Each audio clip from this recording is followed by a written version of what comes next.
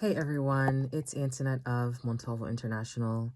I just want to jump on really quickly and release in video form the March word that God gave me. And I think it's very much for just even this season, call it a spring word, but really just releasing some of the words that God released to me and just things that he's been ministering to me about. And I've seen so much confirmation on it already. And I'm excited for what God is doing, but also just want to make sure that those who need to hear it, and that you receive the encouragement, the joy, the peace, the hope that you need through the words that God has been sharing. And obviously the best words from him are words directly from him in your word, the time that you spend with him. So I am just sharing as a vessel of God, someone who has sat with God and just listened to what he had to say and deliver it as a spokesperson for him.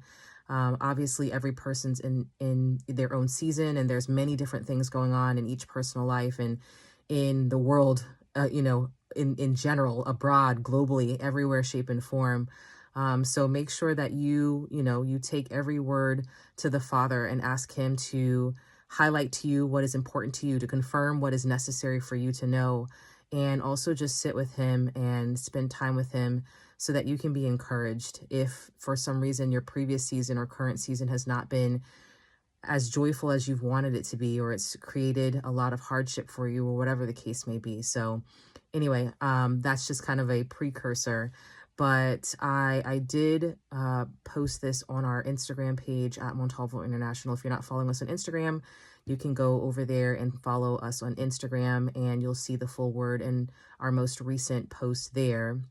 And it's also in the community tab of the Montalvo International YouTube channel. And so if you're not subscribed to the channel, make sure you subscribe so that you can get the community posts that pop up as well. So sometimes if there's written words and not video words, that you'll still be able to get access to those as well. And I pray that they have been blessing you. I pray that they have complemented what God is already speaking to you about, and that he just encourages you every step of the way. So I hear the Lord say, march forward. And I'm pretty much just going to read this straight out. So again, if you want to read it yourself, go to our Instagram page, and you'll see also a portion of the word on the community tab of our YouTube channel as well. But again, he says, I hear the Lord say, or I wrote, I hear the Lord say, march forward. A time of miraculous joy is coming from the miracle worker and way maker. And the verse that he kept highlighting to me over the course of several days was Philippians 1:6, that says, being confident of this very thing, that he who has begun a good work in you will complete it until the day of Jesus Christ. And I know there are works that God has started, promises that you've received, things that you're hoping for your nation, communities, yourself, your health, whatever the case may be. And just recognizing that he who began a good work in you will complete it. He will. That is his word, not mine. That's what he says. So I hear the Father say, like Joshua, it is time to march forward. Do not look back at what was, but press on to what is before. As I reminded Joshua, I remind you. Have I not commanded you? Be strong and of good courage. Do not be afraid nor be dismayed, for the Lord your God is with you wherever you go. And that's from Joshua 1:9. I wrote, I hear the Father say in this spring season, not only is he transforming dead situations and bringing them to life, but he is restoring joy.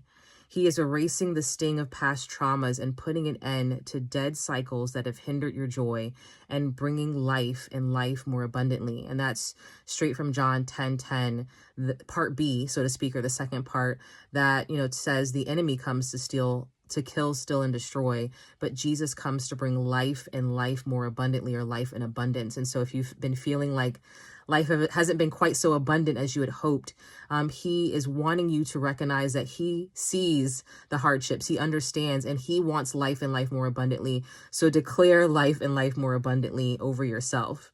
I wrote, where regret, shame, and hopelessness has attempted to be your portion, he is placing the oil of joy over you to replenish, heal, and transform you. And that's, based on Isaiah 61:3, that says he will give you the oil of joy for a spirit of heaviness, that he'll give you a garment of praise. So every place that you felt grieved or mourning or heavy, that he has that oil of joy ready to pour all over you and replenish you and heal and restore and transform. He's really just been talking a lot about wanting to break these repetitive cycles once and for all that have snatched joy, that have stolen peace, that have stolen hope, that has stolen prosperity, that has stolen health, and placing his hand over those situations to restore it.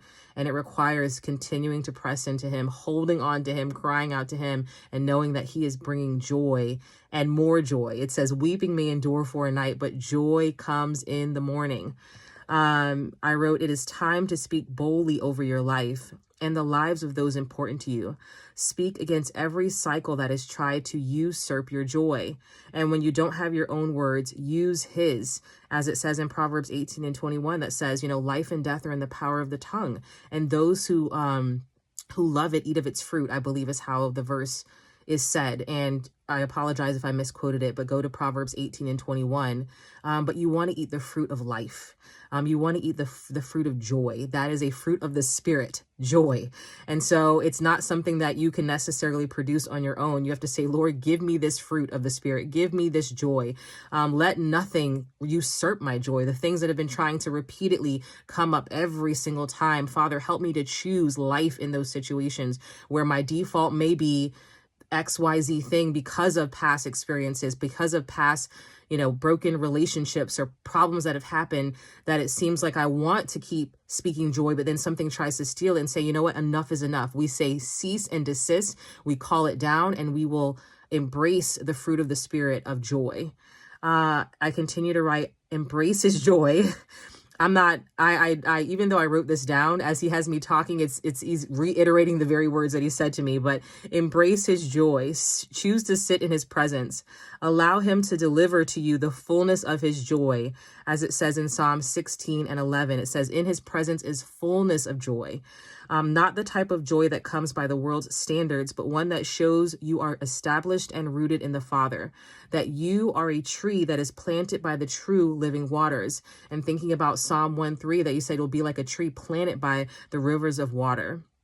I hear the Lord say, for those who have felt disillusioned, discouraged, disappointed by the timing in your life, remember the Father is outside of time. His ways are not your ways. His thoughts are not your thoughts. And his time is often not your time, as it says in Isaiah 55:9.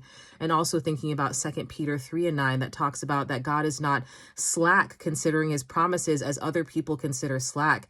He just wants to make sure all come to repentance, all are saved, as many people are placed in line accordingly, so that they don't miss out on what God is doing, nor receive some type of condemnation on them that they shouldn't be receiving. He is not slack in those things, even though it feels like, Lord, I thought you were going to fix the situation a long time ago, but he's saying, I'm not slack concerning my promises. So trust his timing. He's outside of time. He knows how to redeem time. And it's hard sometimes when you don't understand God's time, but just trust in him. As it says in Proverbs 3:5-6, trust in the Lord with all of your heart and lean not to your own understanding. In all of your ways, acknowledge him, and he shall direct your path. I go on to write, yet his time is perfect. His time is beautiful. His time is restorative, and his time brings peace. And that's, reflecting on Ecclesiastes chapter 3, verses 1-11, that talks about there's a time and a season for everything, and that he makes everything beautiful in its time. I continue to write, I hear the Father say, yet even in his sovereignty, he is bringing clarity to you on his timing in this season.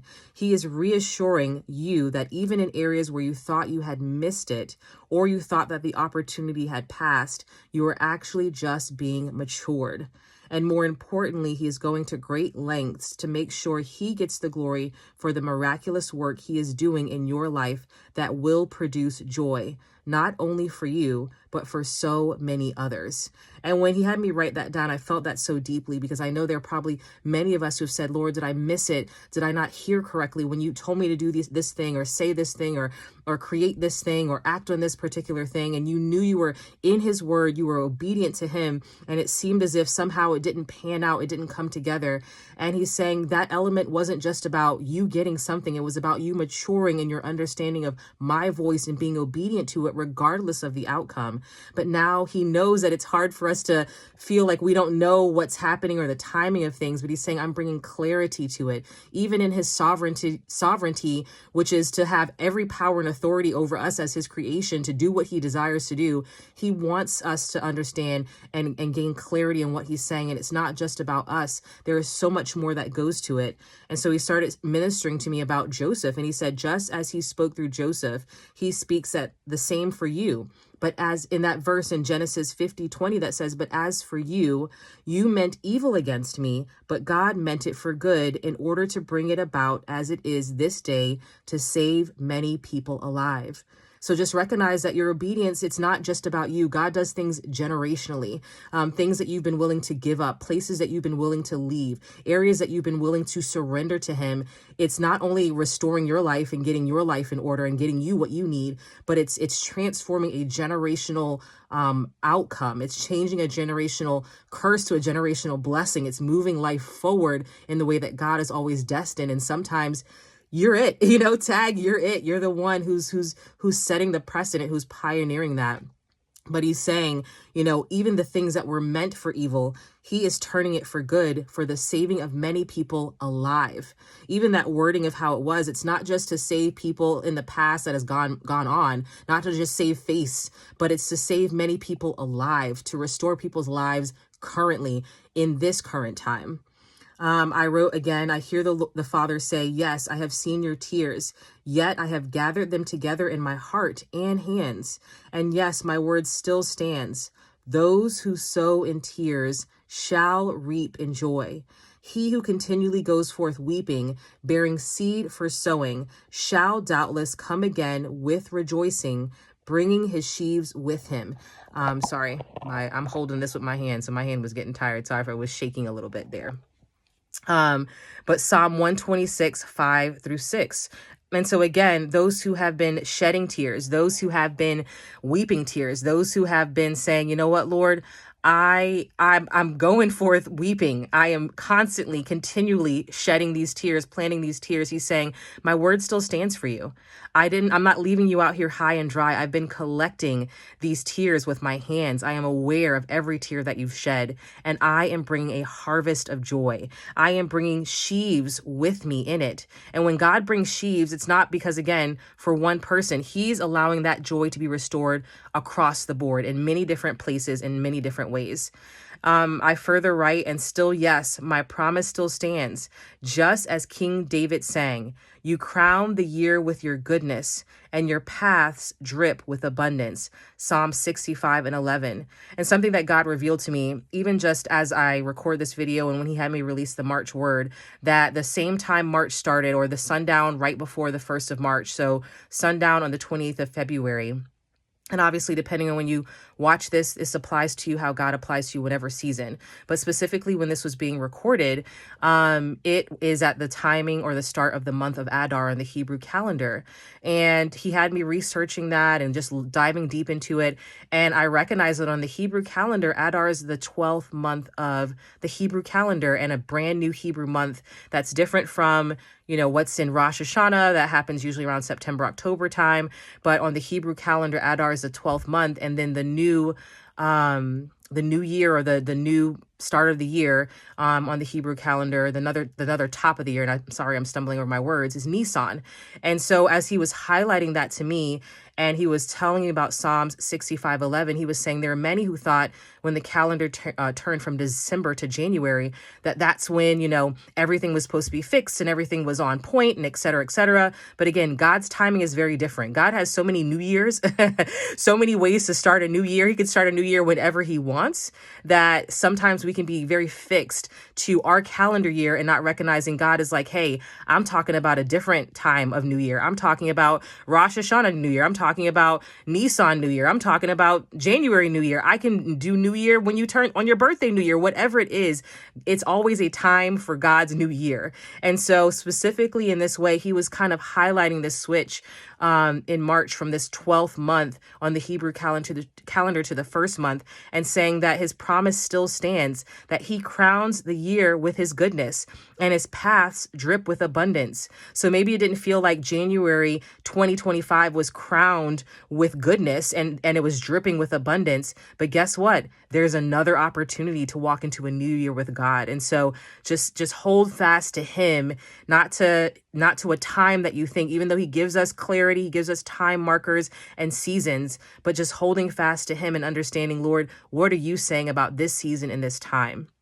And then I further wrote, I hear the Lord say, in this time, watch the miracles spring up, watch restoration spring up, watch a season of hope spring up, and even watch Christmas joy spring up. Again, playing into that Adar being the 12th month and even just this spring season. So God can do all kinds of times. He can mix seasons, times, days, years, all in at the drop of a bucket, all the drop of whatever he wants to do. I don't even know if drop of a bucket is a term, but drop in a bucket, maybe. Whatever the case is, in a snap, he can do it. For many, you will be eating leftovers while the new year harvest is coming in. You will be eating the old while making room for the new. And that's Leviticus 26 verses 9 through 10, where it talks about in that year of Jubilee, when he's bringing in the blessing and retribution for all the things that you might have experienced, that you'll be eating the old harvest while the new is coming in. And he's saying that while you're playing catch up on the restoration of things that he had already promised you, the old stuff, maybe even from last year, the old stuff from January, February, whenever you watch this, you'll be still trying to make room with that while the new stuff is coming in. He is going to restore, and he will do it abundantly.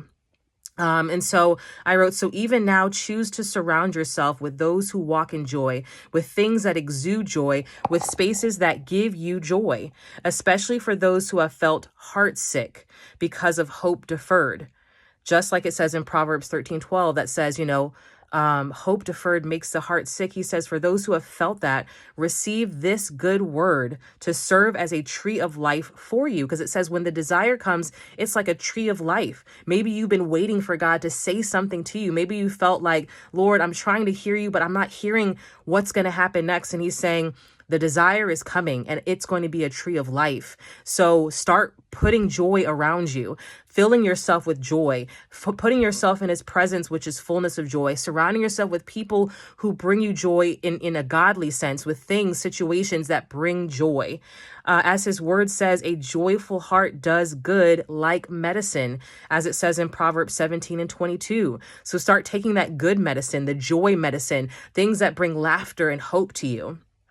Even now, may your heart swell with joy and hope. And that's just a declaration I speak over you. Even now, keep his good word in front of you, because his word says, for they are life to those who find them and health to all their flesh. Proverbs 4:22. Even now I speak transformative and miraculous joy over you. I pray like Elisha prayed, that he opens our eyes to see what we do not see. And that's 2 Kings 6:17, where Elisha, his servant was nervous. It was the army was coming down on him. And he said, Lord, open his eyes to see what he does not see. Open his eyes to see that there is more for us than can be against us. And that, the angel armies are all surrounded. The angel armies are there providing exactly what's needed, providing everything that's needed for you even right now. It goes on to say, let hope spring up like a well in you. May the weight of the weight be released and let go. Let go of things that you've been entangled in, held onto, that you said, Lord, how do I know if I let this go? Will something good happen? He says, let go, release. He says, may your winter clothes be shed and the joy of his new season allow your heart to burst forth with gladness. Maybe, and this wasn't even in my notes, but maybe there's someone who's literally needing to get a new wardrobe, go from winter to spring. Maybe depending on where you are, what season you're in, where you live, what your climate is, restore, even in the spirit, a place of spring joy, removing the winter heaviness that you've been holding on to. And finally, he says, and I wrote this, may you enter his gates with thanksgiving and his courts with praise, for the joy of the Lord is your strength, as it says in Psalm 104 and Nehemiah 8:10. And Nehemiah was telling the people, it's not a time of sorrow. Eat the fat, drink the sweet. Now is not a time. It's not a day for sorrow. This is not the time. The joy of the Lord is your strength. And so be strengthened in this in Jesus' name. Be strengthened in the words that he's provided. Sorry if it's shaking a little bit all over the place because I'm holding it with my hand. I didn't put my stand here, but and it was a little bit longer than I anticipated. But just be encouraged in this. Again, he's saying march forward. And even as he's having me release this video, even though I posted this word a couple of days ago, it's March 4th. And so I feel like even that's a combination confirmation. March forward in this March 4th, because this is a time of miraculous joy, and it's coming from the miracle worker and way maker. And as an extra little additional piece this morning, when I woke up, I started hearing the song by Travis Green that is called Made a Way. He made a way. And it goes, he made a way when my back was against the wall and it felt like it was over. He made a way. And I'm standing here only because he made a way. And it goes on to talk about, he moves mountains. He causes walls to fall. With his power, he performs miracles. And even now, I want to sing it, but I'm not going to. But I encourage you to look it up. And maybe I'll link it into the comments of this video. But I woke up hearing that song and just hearing God's encouragement as I woke up hearing it. Because again, I haven't heard that song in a long time, but it was literally like playing on loop in my mind as I was in my spirit, as I was waking up out of sleep. And I just kept hearing, he made a way. I said I wasn't going to sing. When our backs were against the wall and it seemed like it was over, you made a way. And I'm standing here only because you made a way. So I encourage you, know that he's made a way. He's with you. He's for you. He's performing his miracles. Stand strong in him. Surround yourself with joy and watch the Lord bring strength to you, because the joy of the Lord is your strength. In Jesus' name.